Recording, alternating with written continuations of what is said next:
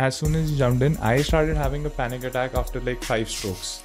I was like, dude, what is going on? Why is my head like this? It should get better now. No matter how good a swimmer you are, you need to respect the sea. You need to respect the ocean. If you get stuck in a tidal current, no amount of swimming, even Michael Phelps will not be able to come out. When you're moving in that motion and there's no conversation happening because you go into that zone, all the headspace ceases, and because that is you with the elements, The entire night you were up, because of, there was the excitement, the anxiety of, what ifs and what. Events like this also teach you a lot about being a little more humble, because when you're out in the midst of the ocean, we were like, this is not our swim. We don't swim like this. Like, just imagining us swimming the way we were after like, I think 5 hours. And we had trained for this. What keeps you moving forward in that case?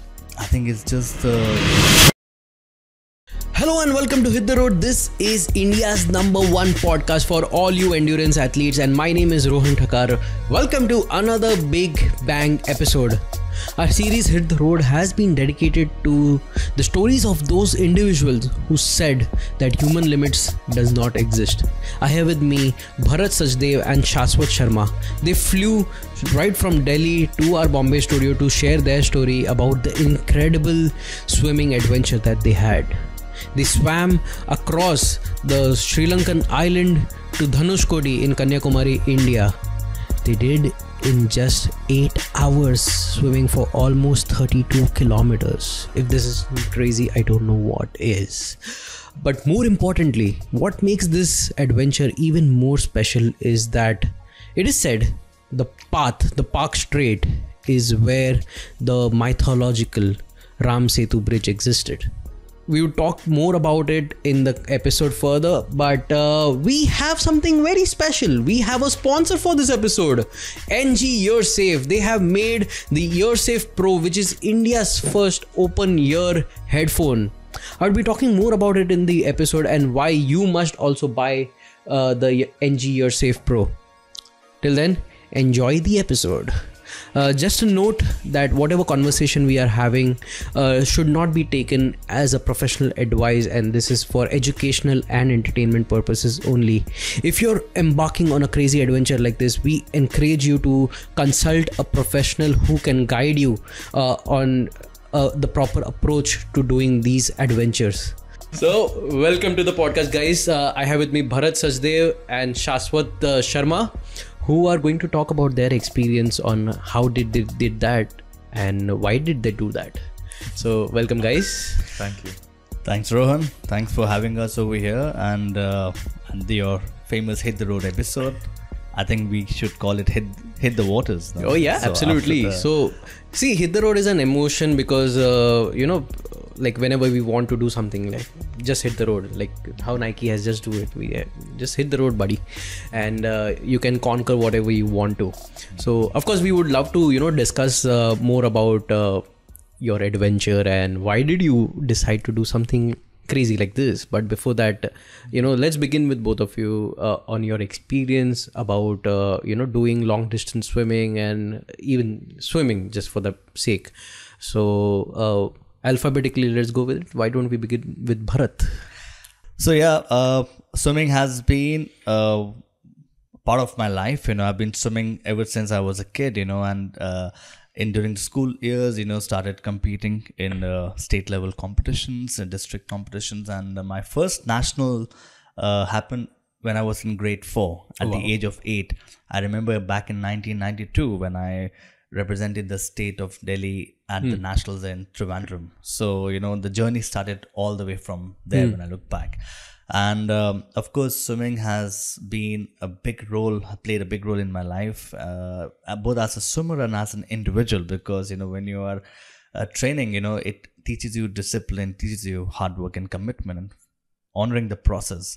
Swimming during school time was different in terms of the lot of load and pressure from the coaches and the parents. But as I graduated, it was more of a leisure. It was more of a pleasure to get back in the water and also swim with some friends and take a few challenges like swimathons and, triathlon. So my journey as a triathlete also started post my swim career, and I realized, there is more to life than just swimming, and that's how precisely, how we brought ourselves into events like this. Yeah.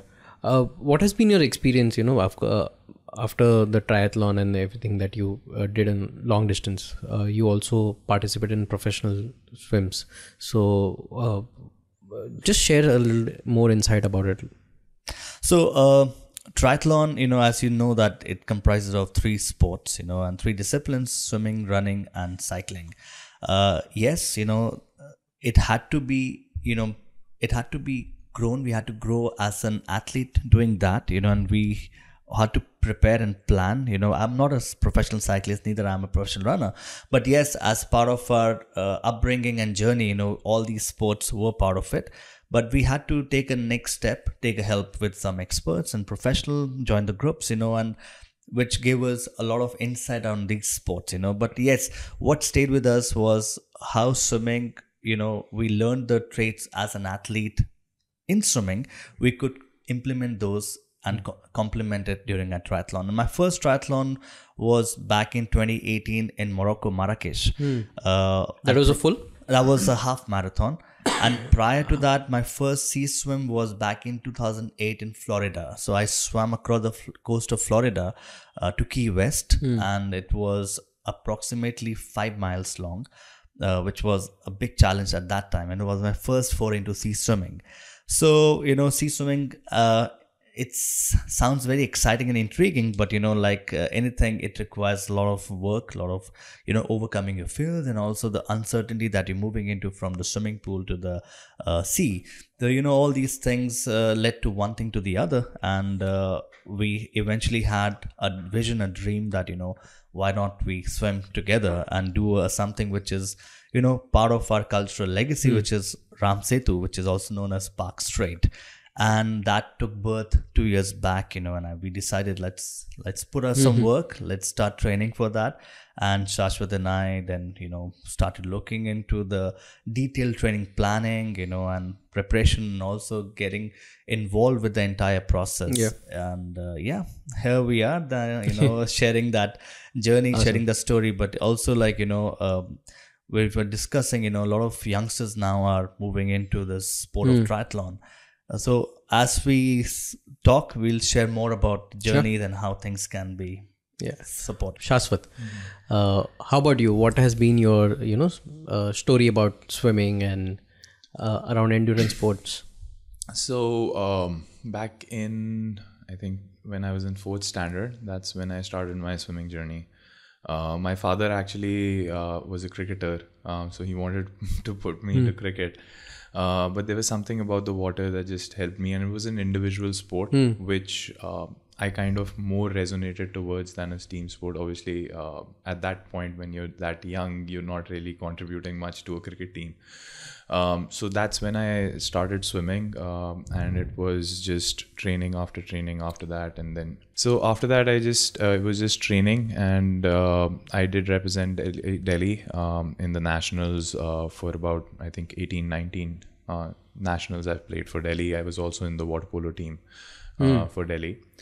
So that's my swimming journey. And then after that, I did my engineering, and I moved to the States. I worked over there for a while. And then after coming back, obviously, working in the States took a little bit of a toll on my own health. I gained a lot of weight.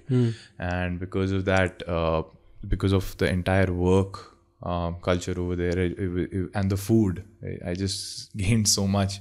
So after coming back, I got in touch with Bharat again. I'm like, what are you up to? And Bharat has been a health and fitness coach for a very long time, so he was kind of helping me out with getting back into swimming and getting back into shape. And that's when we started the ultra long distance. I was an ultra long distance swimmer, 1500 meters, 800 meters, and then I used to do long distance, 200 meter butterfly, 200 meter backstroke, even in the nationals. But leaving all of that apart and then coming back in, I remember the first day after I came back, it was just difficult for me to do 50 meters. Been there. Yeah.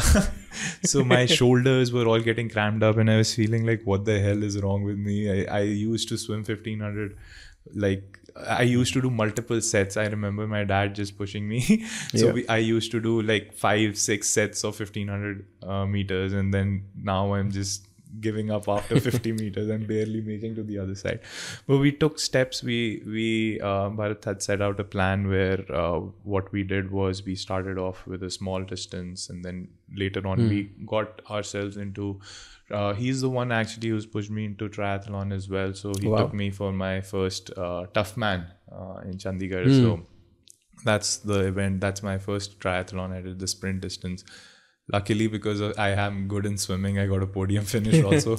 I can't share the timings of my cycling and running. They were terrible, but the swimming really helps. Tell me something, like swimming is the smallest part of the triathlon activity. Right. But even if you get like a 5-minute head start or a 5-minute lead, does that help in covering up the overall distance? So in my case, yes, it was very helpful. I had and 5 minutes is a pretty long time. I had a lead of 15 minutes. Oh wow! But the thing is, like, it's as simple as if someone leaves in front of you. If you're in a car, right, you're probably driving at, let's say, 40. Right, and the other person is driving at 50, so the distance is only just 10. So how much time will you take to actually catch up to the person? So as the distance increases, obviously they have chance to cover up, but they have to put in that much more effort, whereas you're just cruising and then you have that stamina left to just do the burst at the end. So obviously, I think swimming is a very integral and important part of the entire triathlon. I think it also a lot matters on the distance of the triathlon. If it's a sprint, of course, it's like, you're going fast and from word go. So that 5-minute, the head start that you've got sustains. But when you're talking about half Ironman or full Ironman, then of course, swimming do play a considerable part, but not much, because then it's the cycling and the running. And the stronger your cycling and running is, which is what, I'm also personally working. I'm still calling myself a student of triathlon, and it's like, it takes years to really perfect your all three sports, and how you're optimizing them, how you're holding yourself in the transition from one to the other, because you really are, it's all about your mental and physical endurance, and more than that is your emotional, how you're holding yourself together. Absolutely. Especially when there are cyclists who pass you by, and you're not a strong cyclist. You may be the best swimmer, but it's also like, it gives you, it's a mirror. It's a mirror reflection, and how you handling your cramps and your injuries and the heat factor and all those things. Because training is one part, but when you're really out there performing and amongst like few hundred people, 1,000 people, it's then all your mental and how you put yourself together in a package. Yeah. It brings me to a question. You are also a peak performance coach. What does that even mean? So peak performance, like, it's high performance people who are already, training at elite level, So I had a opportunity and good fortunes to train with the Indian boxing contingent before the Tokyo 2020. Some of the people I was working were like Mary Kom and other Olympians and world champions, So at that level, more than anything, they need, what edge can they have over their compatriot, and we work a lot on visualization, breath work, because training wise, they're all doing similar training, but how they are managing their emotions. So when I was working with the boxing team, we used to do breath work in 3 different spaces. So before the bout, you need to really activate yourself, energize yourself. During the bout, when there's a pause and there's a break, how the athlete is really staying focused and channeling their energy and channeling their emotions. Different breath work. And then post the bout, whether they have won or lost, how they are like recovering and going into that state of calmness, So those are the things that, I worked with the athletes, and it was a research-based program. It's just that a lot of athletes don't really pay attention to breathing protocol. and also the recovery. So visualization and breathwork plays a huge role. And I was really happy when the athletes came back to me with a positive feedback and how it kept them in a zone, different zones of peak performance. And our state of mind also affects our performance. We may end up doing a lot more or doing a lot less as well. Absolutely. And again, breath and your thoughts play a very critical role. If I'm feeling overburdened, overwhelmed, and I'm not feeling positive about myself, I just need to observe my breath. And that's what when I work with a lot of young talent, teenagers, it's important that they learn the protocol of breathing, because a lot of us have not been taught to optimize our breath, and so how does that work? So again, there are different exercises, where you learn to first understand, the breathing, like any other muscle, even the lungs are like that your diaphragm and how it is being used, how you're expelling out the air and how taking the oxygenating your system. And there are some hacks that you can do as an athlete, like hydration, so those who are aware of it, those who understand the modalities and those who have learned it can really, sustain and have an edge over the others. Like I said, it takes a while to practice, and it's a journey, like any other thing. Like you're training your muscles in the gym or in the sports, same way you need to take time and sit with someone who can explain and share with you the detailed understanding of breathing, breathwork, recovery, human performance, and all these things. And it's not something new. It's been shared in our yoga shastras, shared in the yoga textbooks, and how the yogis or you can Wim Hof, who's the protagonist of the breathwork method, an Iceman. So how those things have really helped people to overpower and overcome the challenges of nature, and same thing happens to us. So that's about high performance mindset. I completely agree with that. Like the way we breathe, it can affect our performance. It can help us move a little more longer as well without much fatigue. Can we do a drill? Sure. Sure. So there's something called as box breathing as well. Yes. So is that the one you're talking about, or is there? That is one. There are other breathing modalities that can activate your energy. Box breathing is more to keep yourself focused in the zone and also stay sharp. Okay. And a lot of the high performance individual, whether it's a Navy SEAL, and they don't do any over the counter stuff. They will only do things that are tried and tested, right? And has been research has been done. So box breathing, there is a 4-7-6 breathing, which is 4-second inhale, 7-second hold, and 6-second exhale. And then there is activation breathing, which is also called like Kapalbhati. Of course, before we start with any of these breathing, there's a thing that to be noted that you have to first check in with your health condition, because a lot of people with high blood pressure or something with the epileptic, they have to be careful not to jump into it. And also, if never done it before, it's advisable that you start slow, that you start with small breathing span. So athletes is a different story because they have well-trained mechanism. But for any youngster who's starting it off, one has to be done under supervision, like anything. If you're going to a gym, how much weight are you lifting? If you never lifted the weight, it will lead to injuries. Same with the breath work. It has to be optimized, done in an wrong breathing technique leads to injuries? It can affect your entire performance, because you will not be able to manage your performance, and it will just make you more breathless rather than relaxing you. So yes, again, it is to be taken with little consideration, awareness, but it can really. So how about we do a drill? One before we begin our activity. It could be whether swimming, running, cycling, any of it. So one common drill that can be practiced. Second, while doing the activity.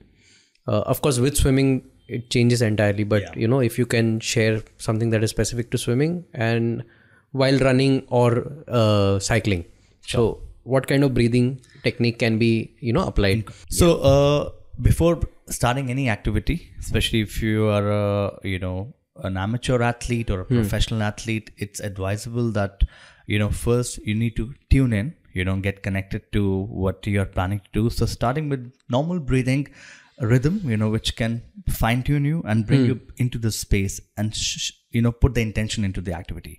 Once you've got that, so that can easily be done by 2 seconds inhale, 2 seconds exhale, just like a normal breathing pattern. 10 to 15 breath that tunes you in, like you inhale to the count of 2 and exhale. Do you hold your breath or do you do? No, you just do regulated breathing. Don't holding in over here. So inhale through your nose. A lot of people have difficulty exhaling through the nose, so it's also fine to exhale through your mouth. Okay. So, but inhalation is better to go through your nose. If you can master the nasal breathing, nothing better than that. So after doing that, for people who are in a high performance sport like boxing, martial arts, swimming, running, they can start with activation where your body temperature goes up, where you're really getting into that energetics. So where we go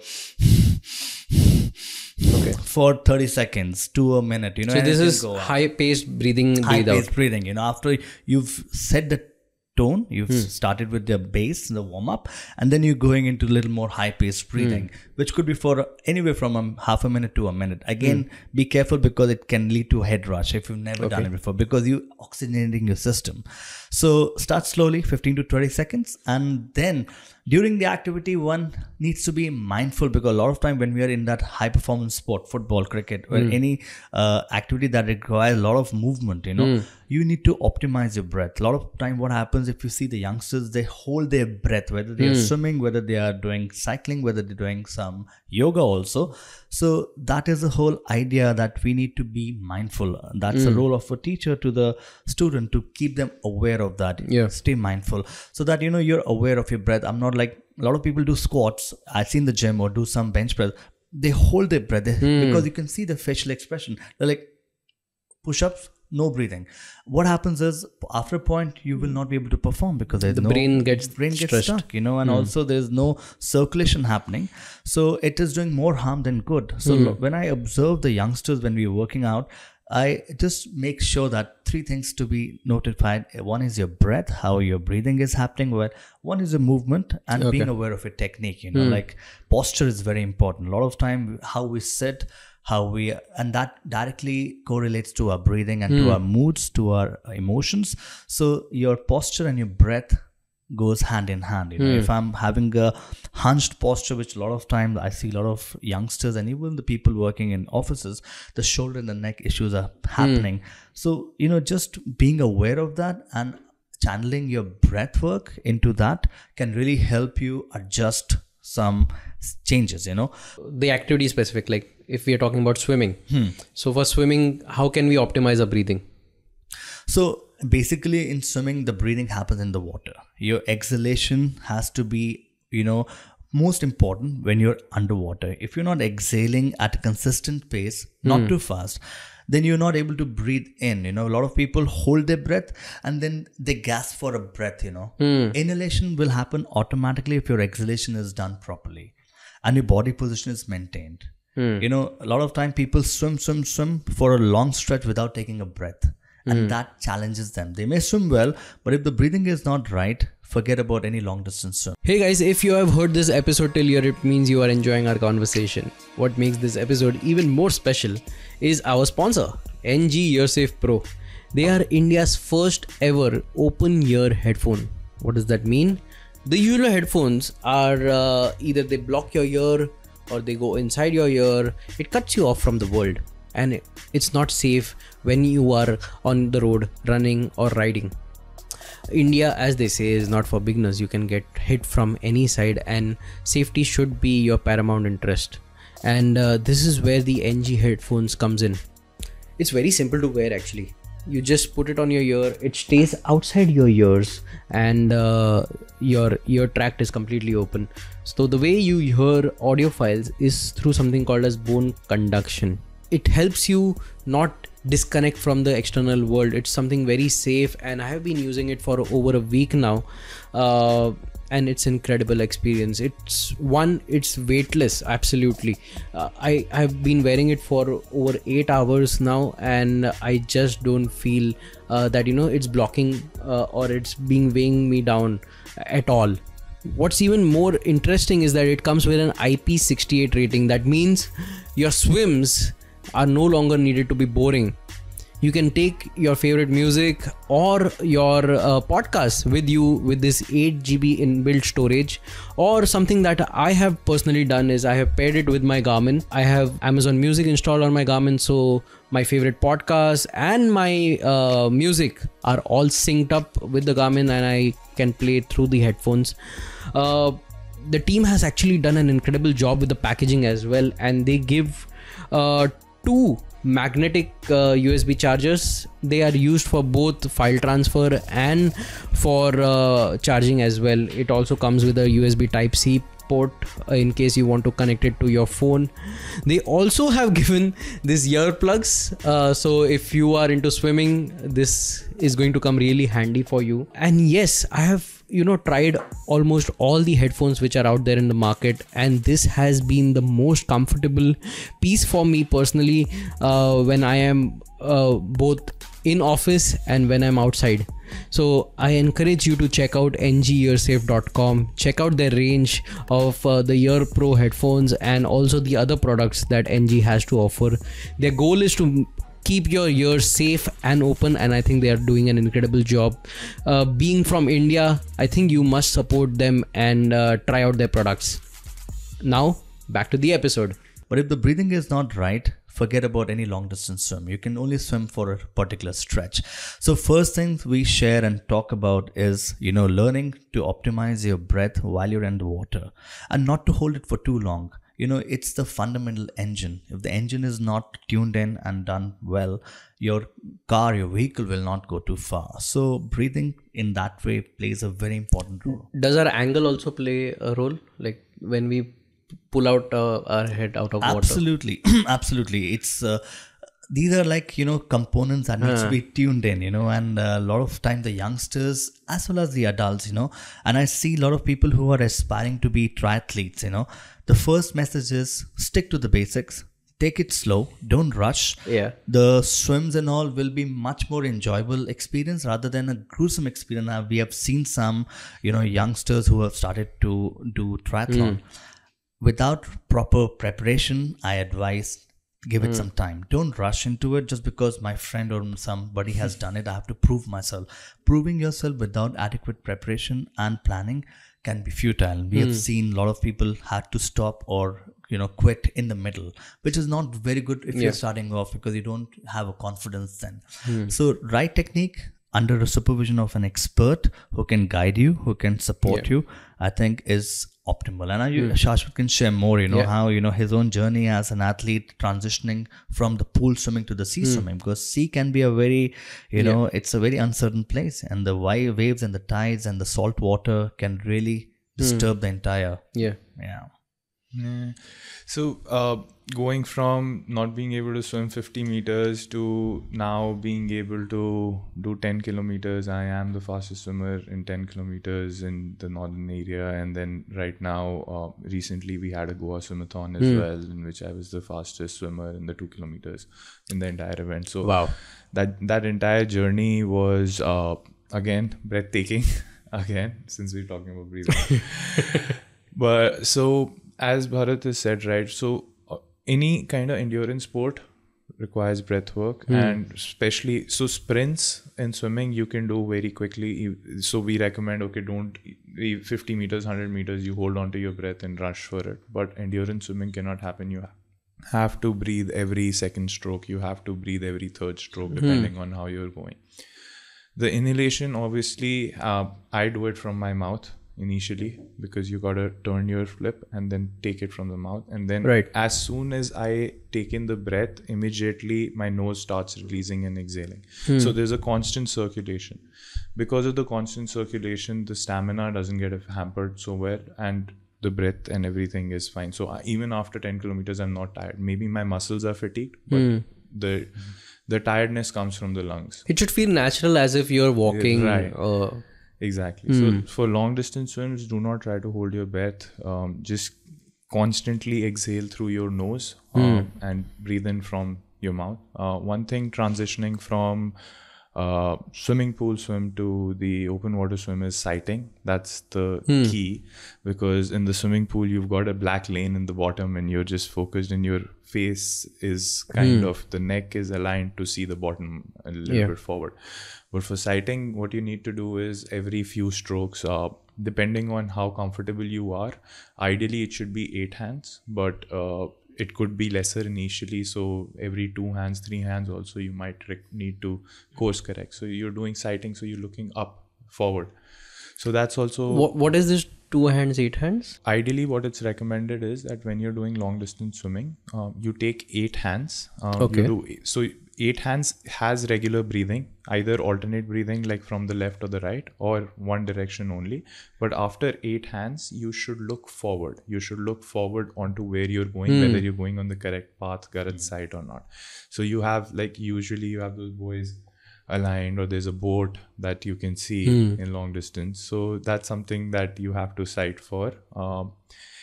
Initially, I would not recommend 8 hands. I would recommend do 2 hands, 4 hands, 6 hands, because what happens is you're not that comfortable in swimming, because in the sea you don't really see anything inside. You're basically, it's just dark for you. After your hand you see nothing. So it's very easy to get diverted, and a lot of swimmers do that. Like even in the Goa Swimathon, what I saw was people climbing on one another because they couldn't see, right? And that's what happens. And Indian waters are pretty muddy as well. Yeah, exactly. So you don't see, it's not clear. So it's better for you to sight and stay safe, because you don't want to get injured by someone else's elbow or knee or stuff. So yeah, that's something that you should look for. And then when entering the open waters, always have a buddy with you initially, right? It really helps if someone else is there with you, so that you're swimming together. Yeah. It can be very daunting. The waves, as you're going in, it's not just about the swim, it is about your mental peace also, and it gets affected with the depth, with everything. Yeah. As you improve, as you're going, you'll be more comfortable with treading and everything, but initially you have to have a buddy with you. You can't play with water. Like no matter how good a swimmer you are, you need to respect the sea, you need to respect the ocean. If you get stuck in a tidal current, no amount of swimming, even Michael Phelps will not be able to come out until the water releases. And at that time, what helps is your calmness. If you're calm, if you can hold your breath, let the water release you. Once it releases you, you'll be able to figure out, okay, I'm fine. What happens? What do you do in a tidal wave situation? Or when a current comes in? Like, I was just reading it 2 days back, there was a news that around 865 contestants got, DQ'd or DNF because of the waves. They were unable to move forward. Let me just pull that up for you. A lot of events, there are like chances where the organizers themselves will cancel it, because of the unpredictable weather conditions. And it has happened in the past, in Goa Swimathons, where they had to cancel the entire event. School of jellyfish that came in as well, where people couldn't finish because the jellyfishes were actually hampering everyone. So the school entered where they were supposed to enter, and then the entire, all of them got stung pretty badly. So, and it is bad. It is bad. We when we went for our Ram Setu Swim, you won't believe that our crew applied the car grease on our body. The car grease wards off any, especially the jellyfishes, to come close to us, because it's the chemical that wards them away. But at the same time, it's all sticky. We are like smelling the entire time. It's not very pleasant, especially first thing in the morning that you wake up and you're applied the car grease all over your body, which takes like hours. Even after the swim, few days. Does it not hurt your skin? No. It does. See, the heat factor is there. And on top of that, you're not wearing any body lotion, but you did not wear a wetsuit as well. That's not allowed, Wetsuit is not allowed. You have to wear like one piece, which is what is recommended in any open water swims. So, but Ironman has wetsuits, right? Ironman is different, but when you're going for a swims, like the sea swims, English Channel or all these open waters, they don't really allow. Anything that helps with buoyancy is not allowed. The colder the water, It is even worse. Like you cannot use wetsuits. Anything that helps with buoyancy, you cannot use. So you have to just wear stuff. So a tri-suit is still okay in some certain warm weathers, but the cold, like English Channel, you're supposed to wear a V-shape. That's it, a Speedo. You cannot wear anything because that'll help with the cold, and that takes away the thrill of the swim, or what our predecessors have done. Yeah. But the heat factor is tremendous, especially when you are out in the, for us, in our experience during the Ram Setu, because we started in the morning around 6 o'clock and we finished our swim around 2 o'clock in the afternoon. So all throughout, the challenge more than anything was the tides as well as the heat. The sun was right over our head, by 7:38 when you're in the ocean, it's like already out there. So braving that, and also on top of that, the seasickness that takes toll on you. You may be a good swimmer, you can prepare well, but these are certain uncertainties and unexpected challenges that come along the way, which we were just discussing, and I said, it was more of a special forces mindset that we had to employ, because you may be a great swimmer, but if those factors come in, because these are all, you're in a little battle, you're a war, and in a war zone, and ocean is not a very it's forgiving place. It can be very unforgiving if you are weak. So what really we discovered was the mental aspect. What we really discovered was, as much as we were puking, as much as the heat factor, how we hold ourselves, and if we have come for a mission, we have to complete this and then we go back. We will not settle down, just because, we are unwell, if we're puking, it's the heat factor. Of course, it was very hot, the water temperature, because the body temperature went so high. So, and on top of that, we had to stay hydrated. We had to take some water and some liquids. But and all of what we were taking was coming out also. So a lot of puking, a lot of throwing up, but I think thankful to the crew, and having each other, to give our support. I think that really mattered. And we had one of the best crews, they were supportive. They were totally with us, very much present all throughout. So we have been talking a lot about the adventure that you did recently. Let's unfurl the mystery and, what it was. How did you plan it? When did you do it? Why did you do it? So who wants to begin? So we basically swam from Sri Lanka to India. The entire stretch, we swam along the Ram Setu. So our swim started from Talaimanar, that was in Sri Lanka, and then we ended up at Dhanushkoti, which is in India. The planning took us over 2 years, to envision this event and do all the necessary arrangements, do all the necessary planning, and taking the permissions from the respective ministries, High Commission of India and Sri Lanka, Ministry of Defense in Sri Lanka, Ministry of Defense India, Ministry of Home, Ministry of External Affairs.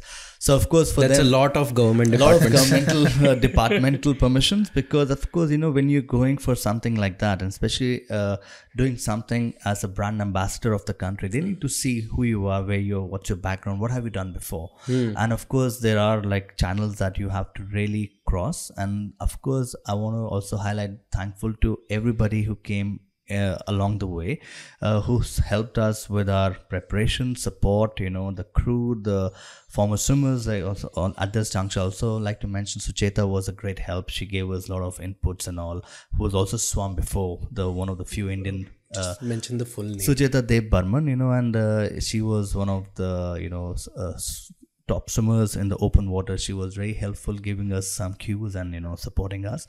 But at the same time, from our friends to the family to everybody that came along the way, and also a lot of time went, besides training in the water, was discussions, what about, how we could also take the support of few sponsors. And our sponsors, Lifelong, was one of the key players who came forward. Very rarely you find sponsorship in open water swimming in India.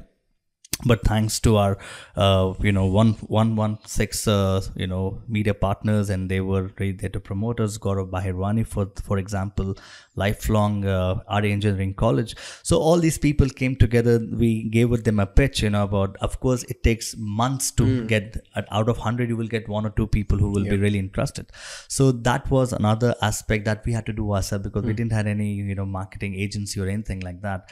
So Shaaswat and I kept working on it, making the pitches, and discussing with a few people in the sports. But cricket is something that people are more interested.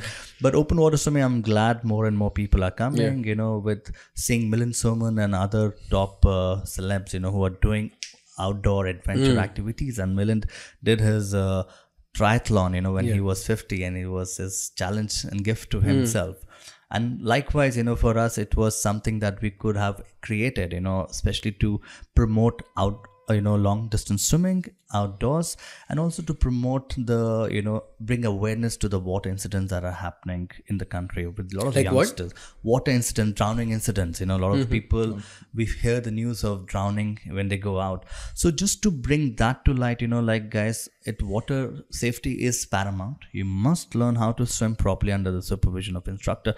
And I'm sure a lot of government schools have also started this entire planning of Learn to Swim programs, which is a great initiative by a lot of state governments, a lot of state bodies, federations and all. And of course, highlighting the cultural legacy called Ram Setu, the Palk Strait, and make it like a globally renowned stretches of swimming, like how the world over people go for English Channel. And we don't have much, only a handful of people have swum the Ram Setu stretch, the Palk Strait. So we wanted to, also bring that highlight to globally. So if you would compare, between English Channel and Palk Strait, if you were to, do a comparo, what are some of the figures and, facts that one can know about? So the English Channel has been attempted by a lot more people than obviously what is down south from us. Yeah, I don't know why, but Europeans have this weird thrill that, life is so boring. Let's do something that can kill us. So the English Channel, the major problem over there is to acclimatize with the colder water, and hypothermia over there is very real. And the problems that come along with hypothermia is basically that what will happen is that your heart will slowly slow down and you will not realize whether you're just feeling cold or your heart is slowing down. There's no idea. And suddenly there'll be fatigueness in your hands, you're not moving. And then from outside only people can observe, okay, this guy's going to hypothermia, let's pull him out. And that's the end of it. But while you are swimming, you will not know that. So that, I think, is one of the biggest challenges of the English Channel. That's why they don't allow wetsuits. They don't allow, you have to go there and acclimatize. So, in fact, I am planning to do the English Channel in July. Wow. So, I'm going there next week just to acclimatize. A 7-day camp I'm taking over there just to acclimatize with water, just to see what's going on. What is the temperature of water there? While we swim, it's going to be 15 degrees approximately. Oh. The good thing about Palk Strait is it's not. And how much cold. Is the distance of English Channel? It's approximately 34 kilometers. I'm doing this one in a relay because one, you don't get slots that easily, and there was a relay team already going. They needed a third person. How does it work? How does the relay work? Like for Palk Strait, you decided you want to do this. You got the permissions. You did it. Yeah. You mentioned that there's a slot. Like a ballot which happens. So English Channel is actually way more organized and it is much more easier to go there rather than what we had to go through from over here. By the way, no, there wasn't a problem by the government bodies. Like they were all very helpful. In fact, the moment we sent an email out to the Ministry of External Affairs, we got a response with an NOC, and they put us in touch with the Indian High Commission in Sri Lanka also almost immediately. And the Indian High Commission in Colombo helped us get the permission from Ministry of Defense in Sri Lanka also. So the government bodies were very on top of it, but there is no structure. Like as someone who just hears, okay, I want to do this Palk Strait, how do I go there and do it? There's no structure. Over there on the English Channel, you have a website, you have everything, you have the crews that can take you along. They're all registered. You have to do a qualifying swim for a few hours, 6 hours or 7 hours. I think 6 hours is the qualifying time for an individual, and 2 hours. In 6 hours, how much distance can you cover? It doesn't matter. You just have to swim for 6 hours to get the qualification. You just need the endurance. You just need to be able to swim for 6 hours. And for relays, it's 2 hours that you have to give a qualifying swim to. So English Channel is structured. Like they have these recognized bodies. You don't have to go to the government. You don't have to find their email address and stuff. It is just that there. Yeah.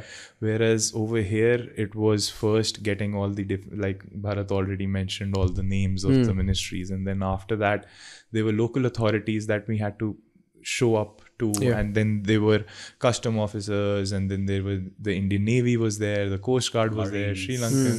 So all of that, just to have so many bodies just associate with that. But Palk Strait is a beautiful stretch to do.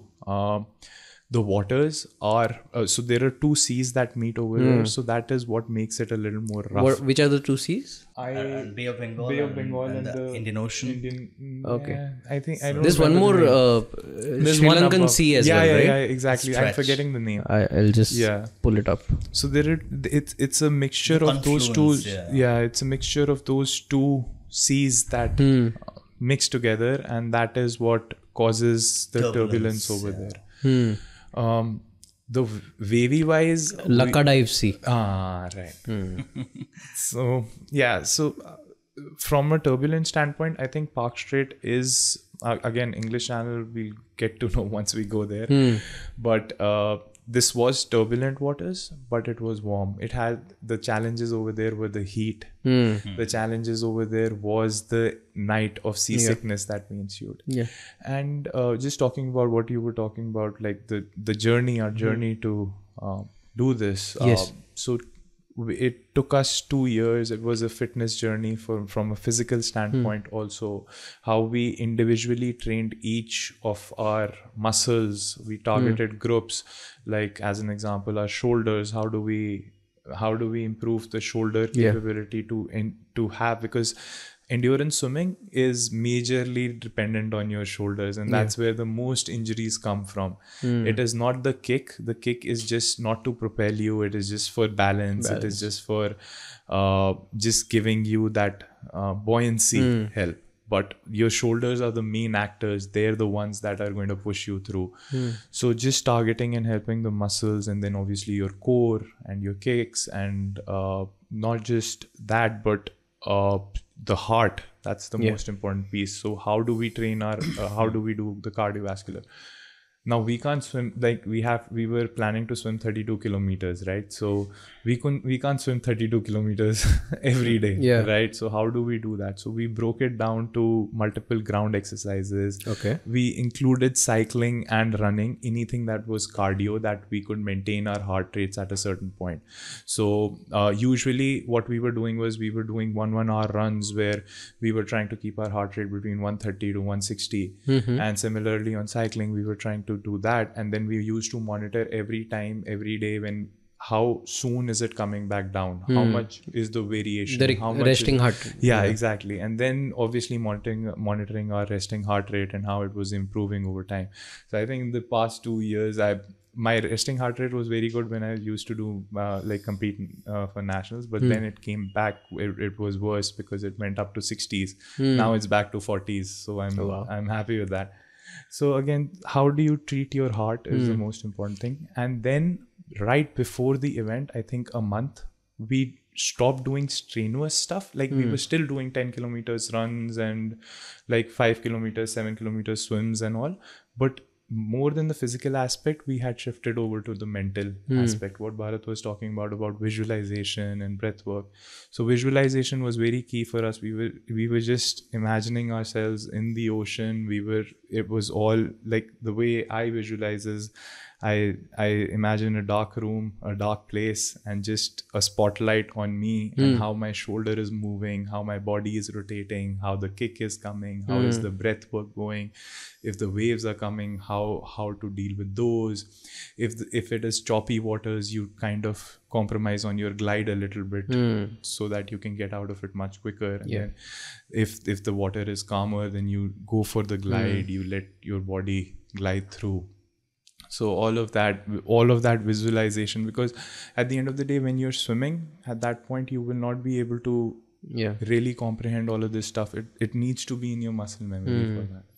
One thing I would like to add to Shaaswat is, the progressive development with any planning, it's very important. You have to be clear with your outcome, what's your end goal, and plan the program in a very progressive way. You cannot tend to do one thing one day, and then the other thing another day.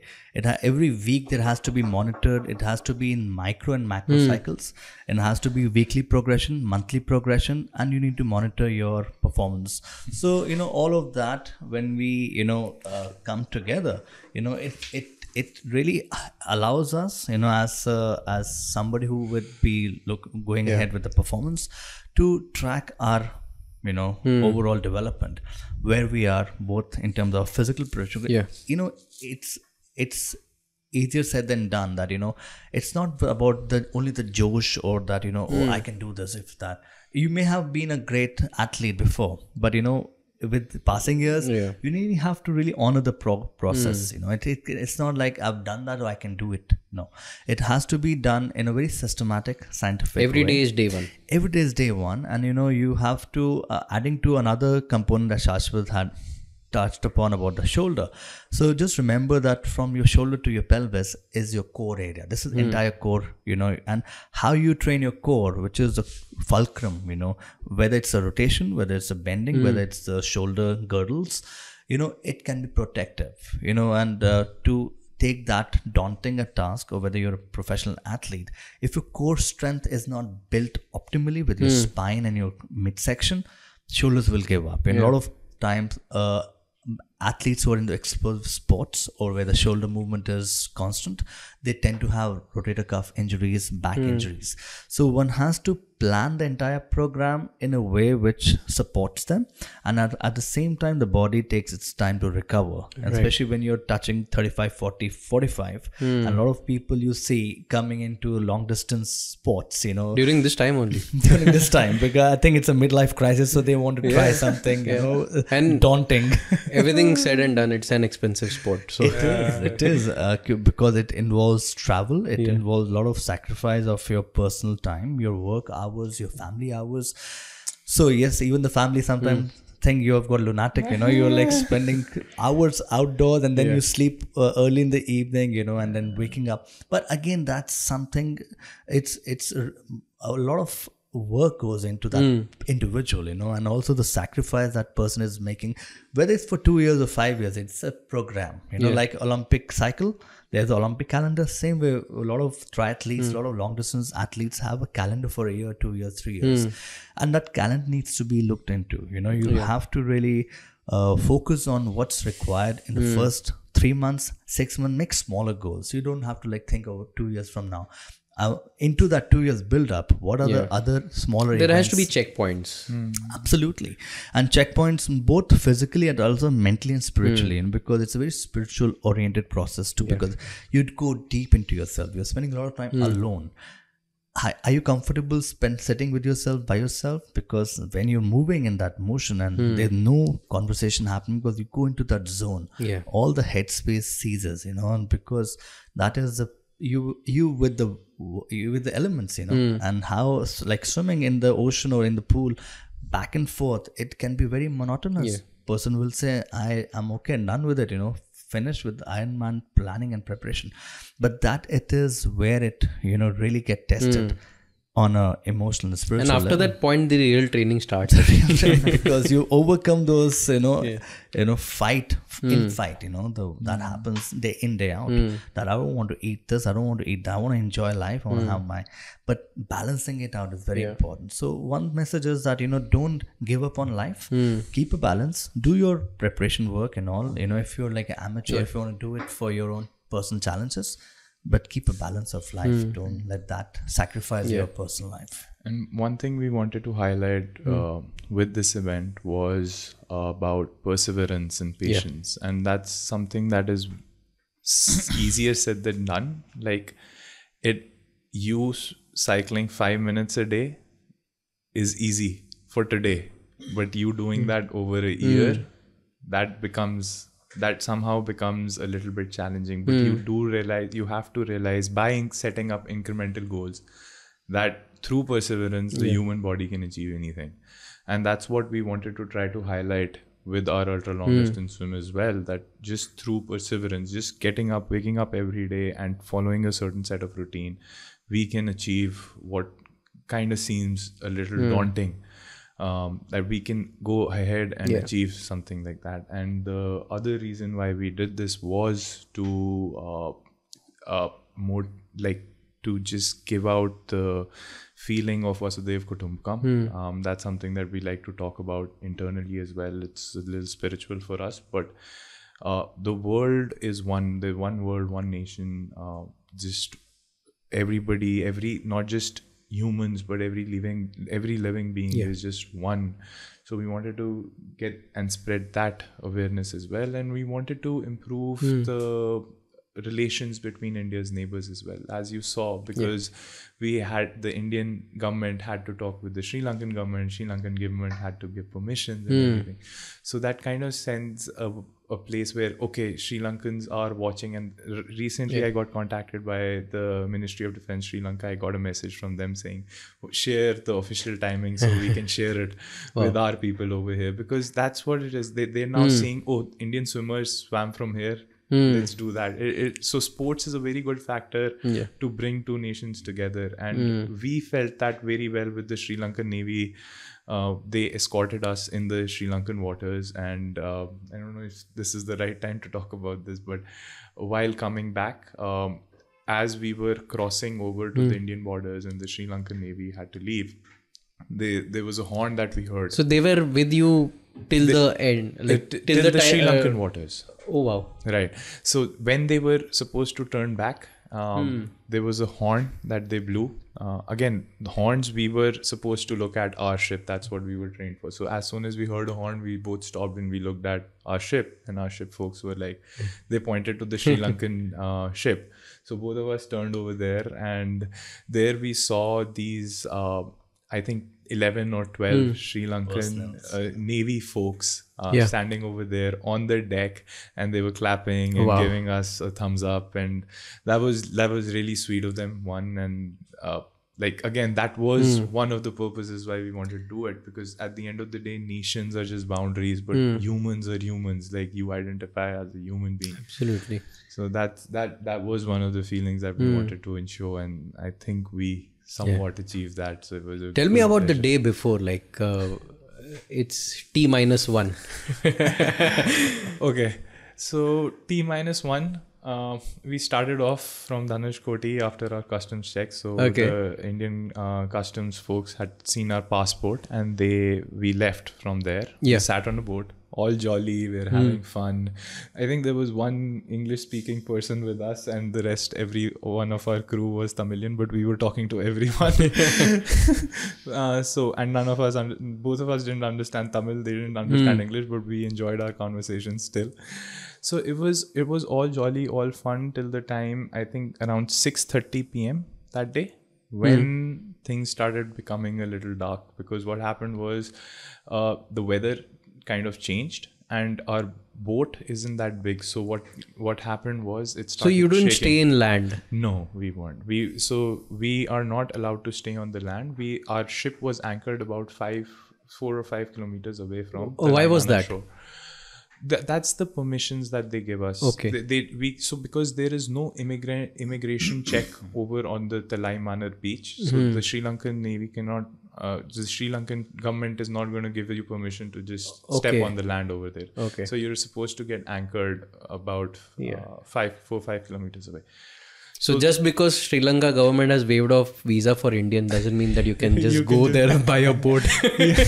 Yeah, I mean, you better not. Those guys were carrying guns, by the way, so you should probably not test their aim. Anyways, so yeah, so the water became so turbulent at around 6:40 p.m. and the boat started shaking.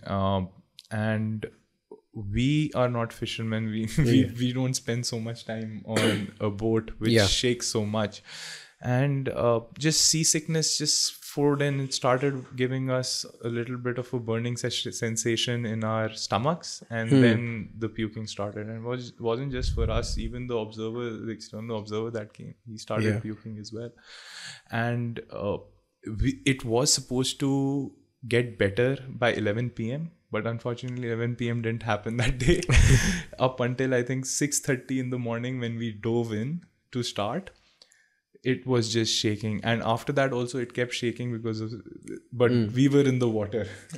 So what happens, after like long hours sitting like that, you go in a state of hallucination because the water, there's like you're out in the middle of the sea. Then there's the whole turbulence that happened the night before.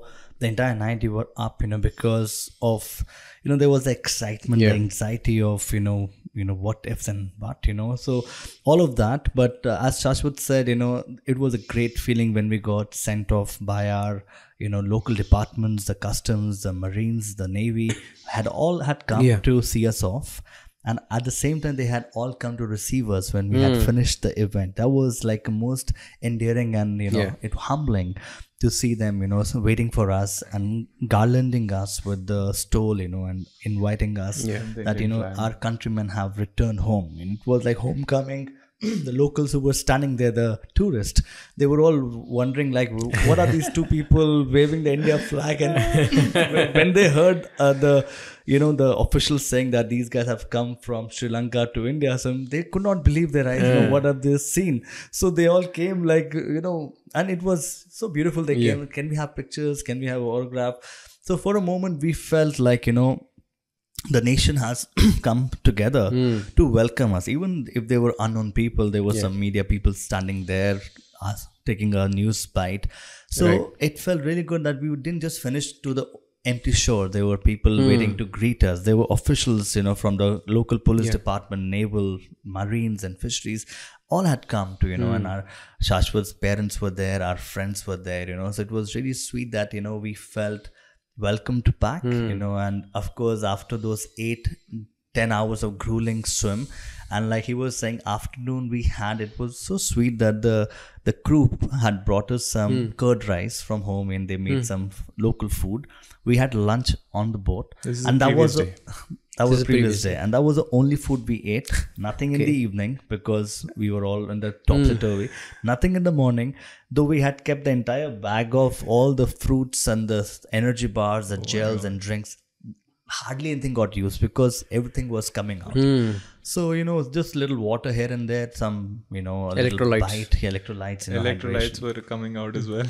There was nothing at all. Nothing at all. But yeah, what really mattered was, it was just the mental kick. Because a lot of time it came to you, like, I'm done, I cannot go ahead. Dehydration, the vomiting and all these things.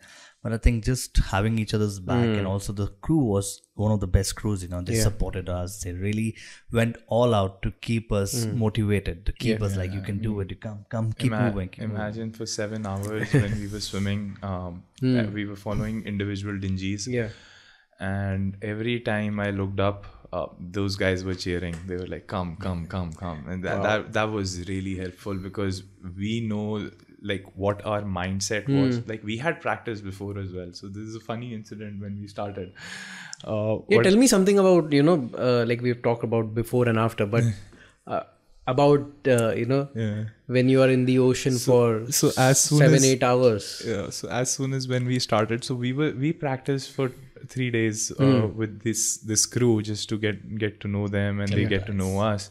So we jumped in the water and we were swimming for an hour and a half before in training. So all good. So they knew that once we jump in, our first nutrition stop is going to probably have after 1.5 or 2 hours. Some funny thing what happened was that we were supposed to wear caps where we had the sponsors, right? Okay. And what happened was the printing guy had messed up the print for the actual logos. So what we finally had to do was we had to put stickers.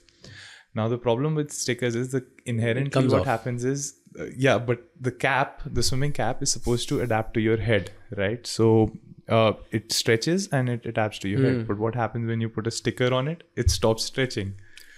So when we put that on, and there was seasickness, right? Our heads were already bursting, and then we jumped in.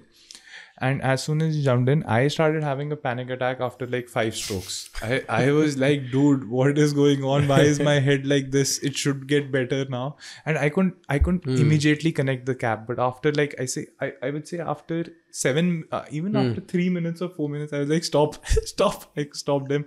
I'm like, I don't know what's happening. And then I finally realized that, it's the cap, and the cap needs to go. Was it the same with you as well? Initially, yes, like he was saying, it was bursting, your head was bursting out, because of the stretch that it was giving. Usually we've swum throughout our life wearing cap and all, but that that's a learning that I would say all triathletes should do, is to not wear anything new before. So whether it's a cap or the goggles, you must train. The goggles and swim trunks were all fine. Cap, we didn't realize the stretch with the sticker. But again, it's important that before you plan for any race like that, you should be well equipped with the apparatus, your equipments and everything. So the funny story is that because they saw us swim for so long, the motherboard had already left pretty far away where our other replacement caps were.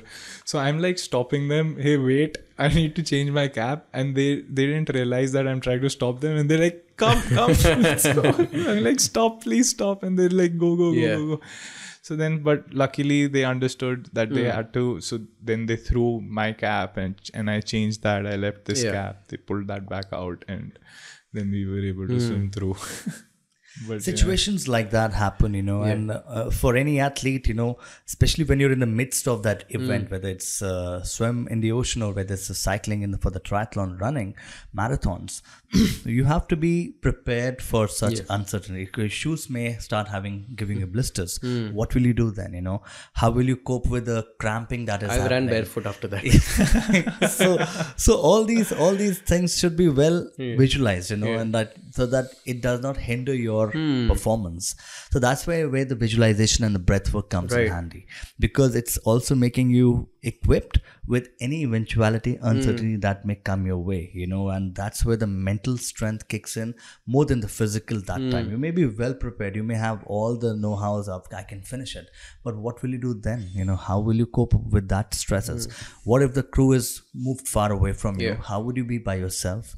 There's nobody to save you then. You have to handle your own. Of course, we were lucky to have the crew, medical evacuation, the emergency and all, but again, at times the danger moves a little further away. You may cry for help, but it takes a while for them to come back to you, and for all the arrangements and all the thing, but it's how you are dealing with your own self that matters. And I think events like this also teach you a lot about being a little more humble, because when you're out in the midst of the ocean, you have to be grounded. You have to just connect to the elements, rather than saying that I'm the best swimmer, I can do whatever. The tide will throw you off, and there were moments when the tides came, and we saw the videos later how it was like taking us all over each other, And we were like, this is not our swim. We don't swim like this. Like, just imagining us swimming the way we were after I think 5 hours. And we had trained for this. We had trained for swimming multiple hours. We shouldn't have been like that. It was only because of the mental strain and the night before that our bodies were that the entire They thing were was already so fatigued when you started. Yeah, because we didn't sleep. Doing an event without any sleep. He was on the deck on the wooden board. I was inside, but I was holding on to the window. Oh, I'd given him the king bed by himself. So there were 3 people that were supposed to sleep in the king bed. Bharat, me and the observer. yeah. Both the observer and Bharat were out puking. Passed out. And I was alone in the king bed, but I was holding on to this. Dude, that night is something. I think these are the experiences when you come back and share like this, makes you look back and have a what did we just finish? What did we just accomplish? How was it after somewhere around midway? That's when all the built up energy is already over. From that point on. So midway through, I'm assuming around 4.5, 5 hours. Yeah, around I think 3.5 hours. So my seasickness had gotten a little bit okay with it. So I think 3.5 hours is when I was able to take my first nutrition, which didn't come out. So I had like 3 bananas and I had hydration, like the pure vitamin C carb that I loaded. And that is about it. Bharat, unfortunately, I'll let him speak about it, but could not have anything in the entire till the end. He was like just puking and nothing was staying inside for him. Midway through, I would say one of the things that I started feeling was that when I was looking at the waves, right, at one point it was like, hey, I'm not swimming again. It did come to that because when it was never ending. And another funny story is these guys talk everything in nautical miles. We talk in kilometers. And we didn't have internet to actually convert nautical miles into kilometers. And they're like, 5 is done. We're like, we've definitely swam more than 5 kilometers. It's just 5 done. So just for information, how much is the conversion rate? It's the normal miles conversion. So I think 1.8. 1.6. Yeah, 1.6, 1.8. Okay. So yeah, so they're like 5 is done. Okay. The worst part is when they were saying, oh, only 3 is left. We're like, only 3 kilometers left? That's fine. And the longest 3 kilometers we've ever had. And there were moments in the middle, I was telling Shaashwat, where you questioned yourself, why did I sign up for this? It would have been better if we could have done like an Ironman. At least we do swim for not more than an hour or 2.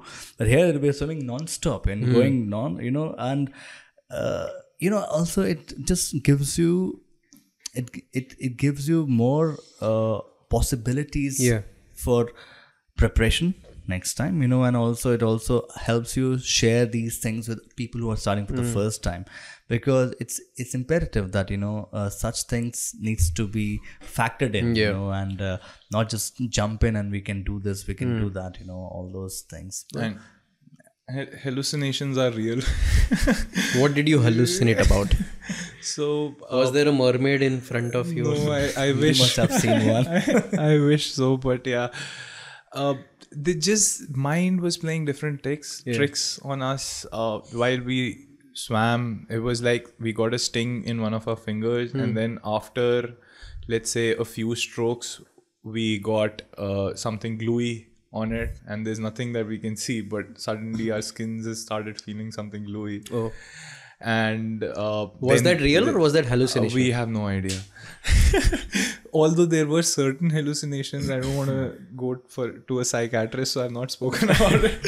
But so, like while breathing, right? So our motherboard was a little further away, and we were following the dingy. So like I was seeing the motherboard, and then after a few strokes, what was happening was because of the waves, right? It felt like the motherboard was this big and the waves were this, and the wave is going like this over, so it's like turning into a shark mouth, and the boat is going inside, and like, what is going on here? But yeah, I mean, that's where the mental training came into picture. We knew what was real, what was not, and we knew what is important. Like, how do you deal with it then? Just need the crew out there just to like tell you and keep citing, because otherwise you can get so zoned in that headspace that you can be it can overwhelm you. So I think being in check with the reality, and just taking few pauses in the middle, if in case that's getting too much for you, have a sip of water, take a pause, get back to it, so that you don't go into another world which is not really there, and of course, jellyfishes, like Shashwat was saying, the attack is real, but also the crew puts this car grease on you, which was the first time we had experienced, and the entire thing got smeared with the whole lot of grease. The smell itself can also become very on your head because it's so strong. Of course, it wards you off all the jellyfish and other creatures. But at the same time, A, you're getting seasickness. B, you're vomiting. C, the smell is going to your head, So it's just those couple of things that we were not ready for, And what keeps you moving forward in that case? I think it's just the each other mission, just like to complete that entire journey, and also support from one another, the crew. It's just like the end goal, that we will be accomplished thing, and the bigger picture.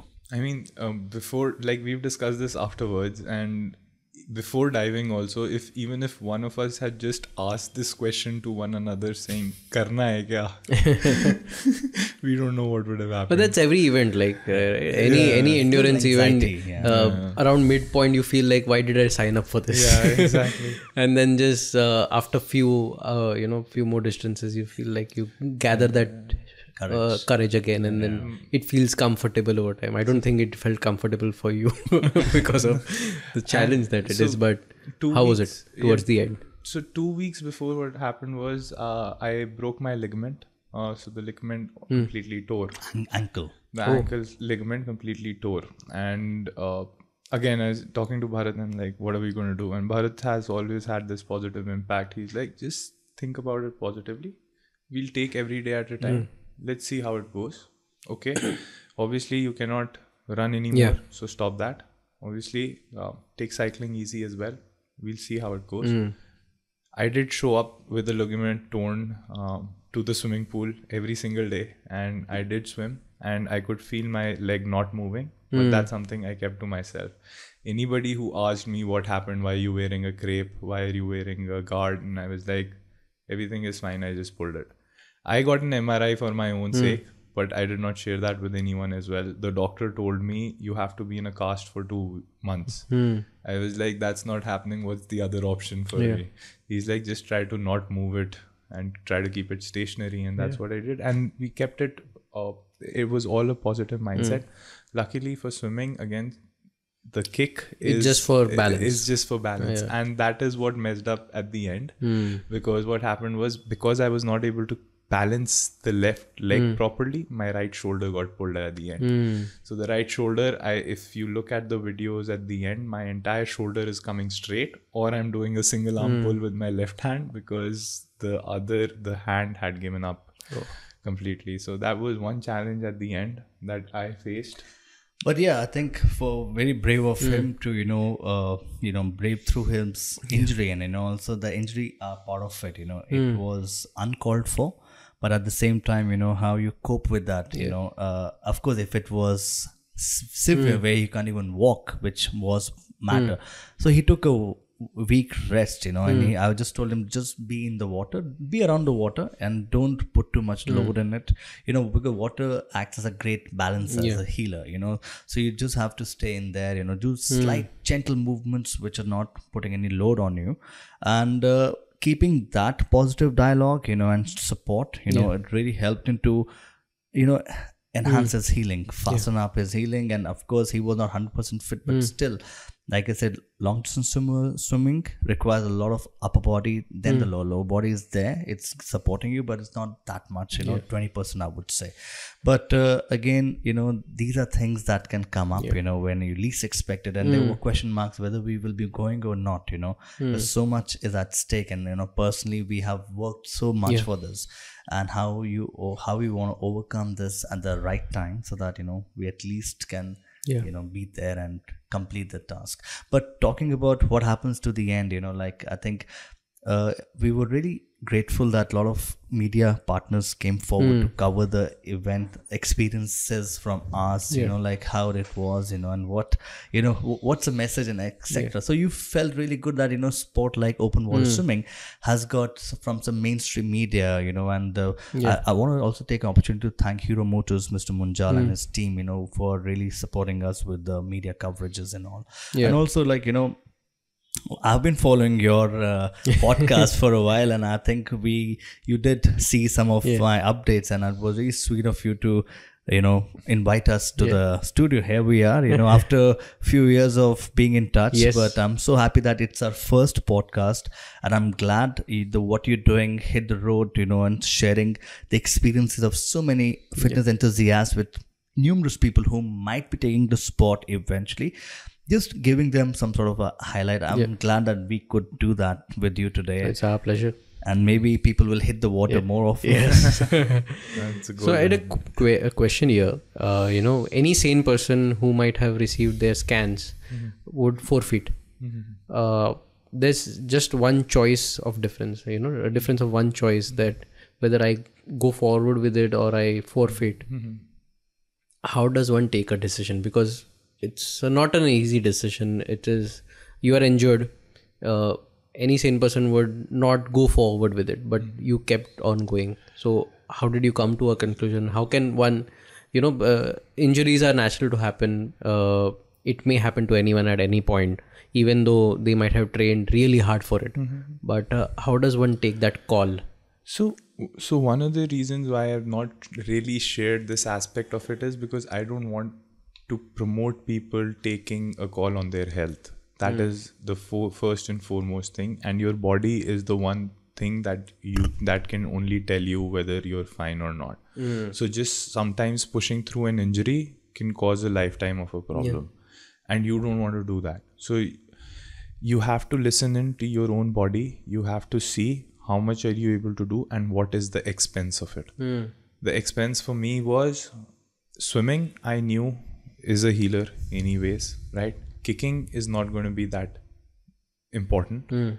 Then the other thing, if I was running, as an example, if I was cycling, it was a forfeit at that age, at that point only, because you can't do that. You can't put strain, you can't put load on your body.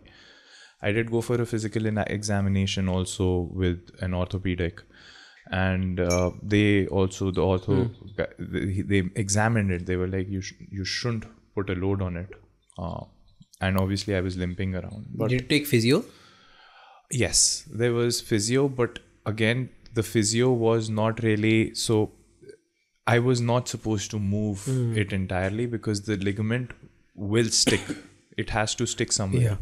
And if I move it too much, it will not stick properly. And that can cause a permanent damage to the mobility of it.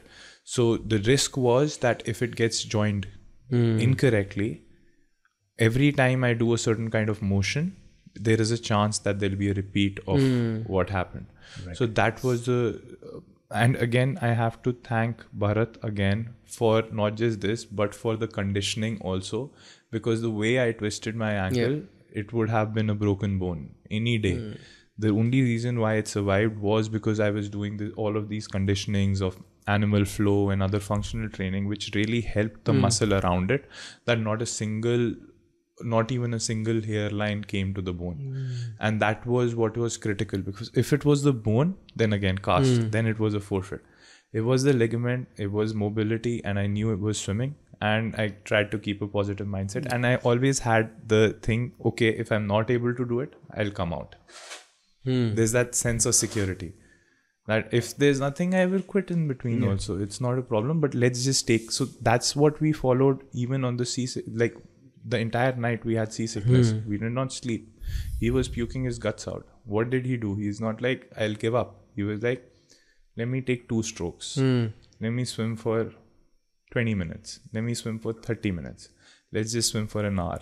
Let's just swim for, hey, we've come so long. Let's just swim for another hour. It was never, even while jumping in the water, we did not have this mindset, oh, we got to finish. It was, because the thing is, again, this could be a spiritual aspect as well, but what we really felt was that we had put in all the effort that we could. We were done with it. We cannot put in more effort. We cannot train anymore. It is the time to see the result of our training and what we've done. So it was just, when we got in the water, it was just a simple one stroke at a time. Just swim for next 30 minutes. Next 1 hour, let's swim. Let's just swim for another 30 minutes. And that's how we progressed. And we were like, okay, now the Sri Lankan Navy is gone. So at least we're in Indian waters. Let's just swim a little more. And the crew was showing us the watchtower, but what they did not realize, the Dhanushkoti watchtower, but what they didn't realize that we were in the water, so we can't really see because of the waves. So we're like, let's go. Okay, take us, it's fine.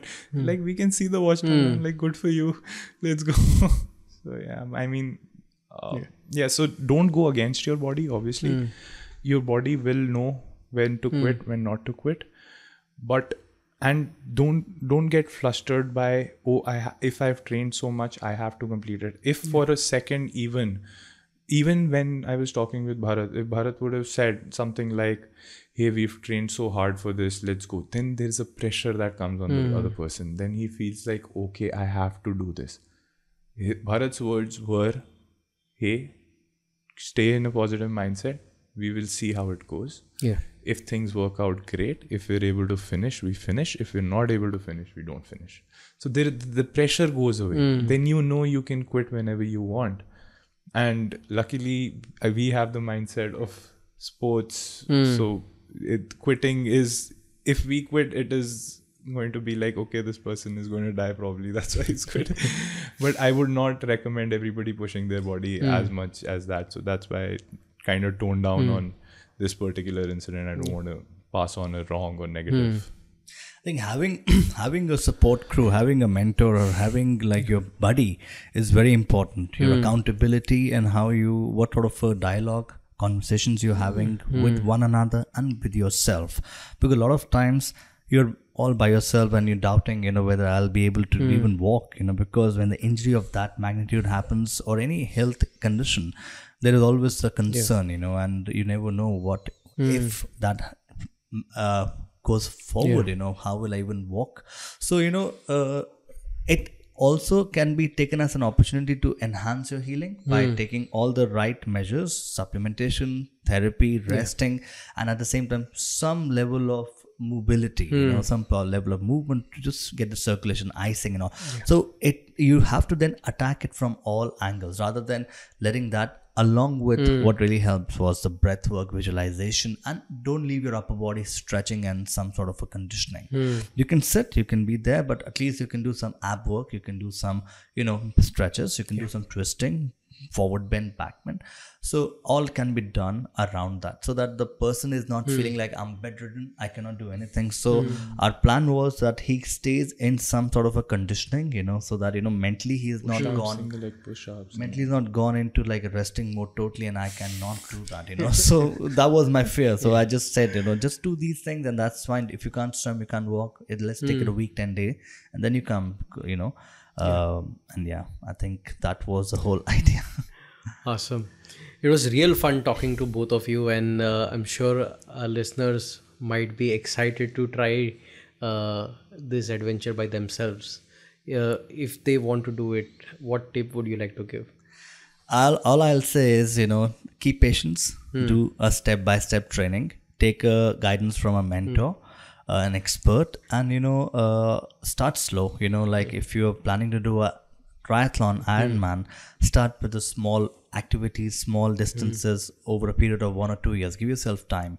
If you're totally fresh and you aspire to do that, still you can do it, but start again. So learn the right technique, do a progressive volume. Progression in your training is very important. But it's all a personal challenge, and you will feel accomplished, you will feel great, and you will also feel motivated to inspire others to do that. It's amusing how much power of compounding can help us. Yeah. But again, awesome guys. Thank you for sharing your story, and I'm sure our listeners have found it helpful, inspiring themselves, and take on a crazy challenge like this. That's it from this episode of Hit the Road podcast. I hope the conversation was inspiring and helpful to you. I myself am quite motivated and looking forward to take on some incredible challenges myself in the future. We'll keep coming up with more such inspiring stories and stories that break human limits. Till then, I want you to subscribe to Hit the Road podcast on Ep.Log Media. We are coming up with a very new app as well. You will find the link in the description. And of course, we are available everywhere on Apple Podcasts, Google Podcasts, Spotify, JioSaavn, Gaana, and now YouTube as well. I urge you to check out NGEarsafe.com. They have an incredible headphones out there and some other products as well from NG Earsafe. Safety is something that you cannot compromise with, and I'm sure you might have read about a lot of news with the increasing road accidents.